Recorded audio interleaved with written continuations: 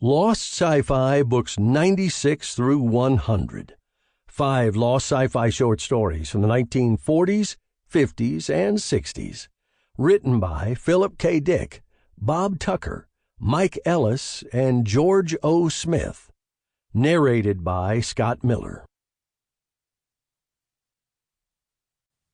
Strange Eden. Lost sci-fi short stories from the 1940s, 50s, and 60s.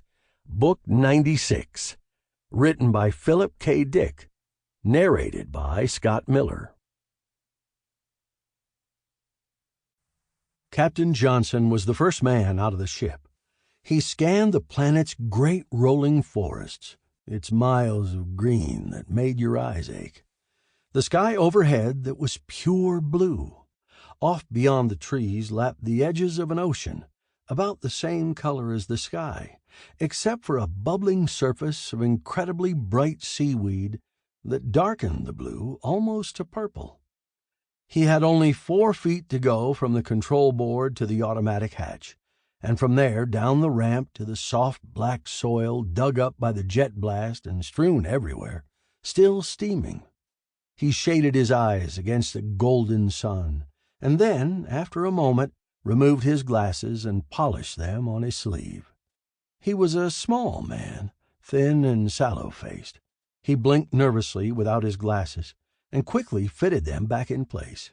He took a deep breath of the warm air, held it in his lungs, let it roll through his system, then reluctantly let it escape. "Not bad," Brent rumbled from the open hatch. "If this place were closer to Terra, there'd be empty beer cans and plastic plates strewn around. The trees would be gone. There'd be old jet motors in the water. The beaches would stink to high heaven. Terran development would have a couple of million plastic houses set up everywhere." Brent grunted indifferently. He jumped down, a huge barrel-chested man, sleeves rolled up, arms dark and hairy. "What's that over there? Some kind of trail?" Captain Johnson uneasily got out a star chart and studied it. "No ship ever reported this area before us. According to this chart, the whole system's uninhabited." Brent laughed. "Ever occur to you there might already be culture here? Non-Terran?" Captain Johnson fingered his gun. He had never used it. This was the first time he had been assigned to an exploring survey outside the patrolled area of the galaxy.